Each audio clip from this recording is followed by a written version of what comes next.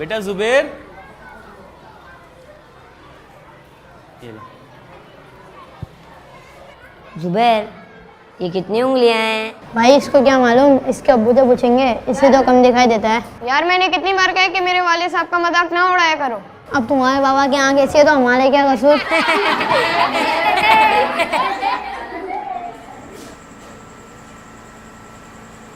अब्बू मैंने आपको कितनी दफ़ा कहा है कि मेरी क्लास की तरफ ना आया करें। सब दोस्त मेरा मजाक उड़ाते हैं कि तुम्हारे वालिद की एक आंख नहीं है, और ये मुझे बिल्कुल अच्छा नहीं लगता कि कोई आपका मजाक उड़ाए। बस इतनी सी बात है। ठीक है बेटा, आइंदा नहीं आएंगे।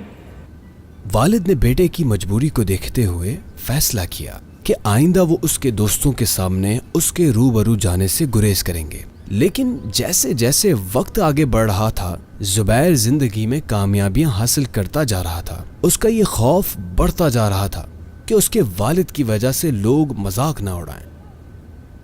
जुबैर जिंदगी में कामयाबियां समेटता हुआ जब शादीशुदा जिंदगी की तरफ जाने का सोचने लगा, तो बाप की कुजी उसके लिए एहसास कमतरी का बायस बनती जा रही थी, जिसके बाद उसने शादी से कबल ही बाप से अलहदगी का फैसला किया। खैरत बेटा, कहीं जा रहे हैं क्या? जी। कुछ बताया भी नहीं है, यूं ही चुपचाप। जिंदगी के सफ़र की शुरुआत है, अभी मुझे बहुत कुछ करना है, शादी करनी है, इसलिए मैंने फ़ैसला किया है कि मैं अलग रहूँगा। आपको किसी चीज़ की ज़रूरत हो तो बता दीजिएगा। नहीं बेटा, मुझे आपकी कामयाबी चाहिए, जहां भी रहें आप खुश रहें। जुबैर ने वालिद से अलहदगी के बाद शादी कर ली। कुदरत ने उसे औलाद की नेमत से नवाजा। उसके पास घर, बीवी, बच्चे सब कुछ था। वो नफ्सियाती तौर पर बाप के बगैर जिंदगी को कबूल कर चुका था। लेकिन उसका वालिद अक्सर व बेशतर दूर से ही सही, लेकिन अपने बेटे को देखता, पोते पोतियों को देखता और खुश होता। वक्त गुजर गया। एक रोज उसके वालिद ने सोचा कि वो बेटे से मिले और अपनी जमा पूंजी उसके हवाले कर दे, और वो वहां जा पहुंचा। जाओ बेटा, दरवाजा खोलो, देखो कौन है।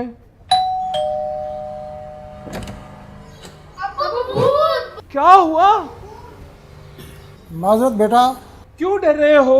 भाई जिन बाबा है, इनने वापसी भेजा में डर लग रहा है। 100 बार कहा है कि मत आया करें यहाँ पे। माफ करना बेटा। माफ आप मुझे कर दें, हाथ जोड़ता हूँ मैं आपके। दिल ना दुखाना कभी भी इनका, इनकी रिज़ा में रब की रिज़ा है। थक गया, आओ थोड़ी देर आराम कर लेते हैं। बाबा आपके साथ कितना मज़ा आता है। हाँ, बाबा साथ हों तो मज़ा तो आता है। लेकिन बाबा आपके बाबा तो आपके साथ नहीं है, तो आप कैसे मजा आते हैं? मज़ा तो नहीं आता, लेकिन कभी कभार कोई मजबूरी। कैसी मजबूरी बाबा? तुम्हें मेरे बाबा से मिलना है? जी जी जी हम। चलो आज मैं आपको अपने बाबा और आपके दादा जान से मिलवाता हूँ। चलो।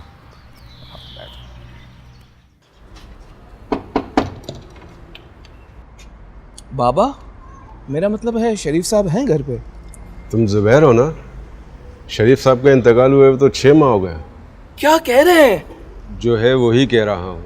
उन्होंने मकान के कागजात और एक ख़त दिया था और कहा था कि कभी तुम आओ तो ये मैं तुम्हें दे दूँ, वरना ये घर किसी मस्जिद को डोनेट कर देना।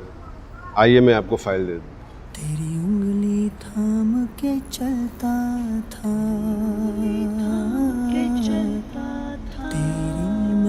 अस्सलामुअलैकुम वरहमतुल्लाहि वबरकातुहू। उम्मीद है तुम ठीक होगे। मैंने निहायत मुश्किल हालात में तुम्हें पढ़ाया और तुम्हारे लिए बड़ा आदमी बनने का ख्वाब देखा। मेरी एक आंख का होना तुम्हारे लिए हमेशा बाइस शर्मिंदगी रहा। मैंने जानकर भी कभी तुम्हें बताया। तुम छोटे थे, तुम्हें कैंसर हो गया था, तुम अस्पताल में एडमिट थे। मैं तुम्हारे ऑपरेशन की फीस लेकर, जो मेरी जमा पूंजी थी, लेकर अस्पताल की तरफ आ रहा था कि मेरा एक्सीडेंट हो गया और मेरी आंख में चोट आई। मुझे एम्बुलेंस के जरिए अस्पताल पहुंचाया गया। डॉक्टर ने कहा तुम्हारी आंख का ऑपरेशन करना पड़ेगा, वरना तुम्हारी आंख जाया हो जाएगी। मेरे पास 2 रास्ते थे, या तो मैं तुम्हारी जिंदगी बचाता या अपनी आंख।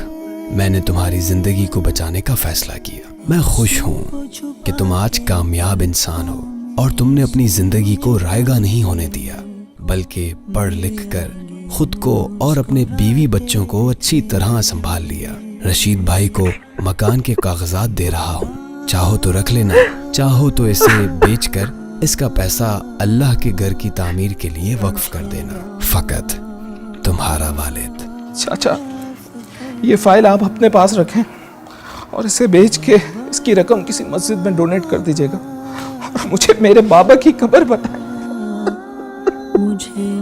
दूसरों का मजाक उड़ाना हमारा मामूल बनता रहा है, जबकि कुरान मजीद फुरकान हमीद में अल्लाह ताला ने इरशाद फरमाया, मर्द दूसरे मर्दों पर ना हंसें, हो सकता है कि वो उन हंसने वालों से बेहतर हों, और ना औरतें दूसरे औरतों पर हंसें, हो सकता है कि वो उन हंसने वालियों से बेहतर हों, और आपस में किसी को ताना ना दो। जबकि वालिदैन की इताअत और हुकूक के बारे में तो कुरान और हदीस में मुतअद्दिद बार कहा गया, और तुम्हारे रब ने हुक्म फरमाया कि उसके सिवा किसी की इबादत ना करो और माँ बाप के साथ अच्छा सलूक करो। अगर तेरे सामने उनमें से कोई एक या दोनों बुढ़ापे को पहुंच जाएं, तो उनसे उफ तक ना कहना और उन्हें ना झड़कना और उनसे खूबसूरत नरम बात कहना।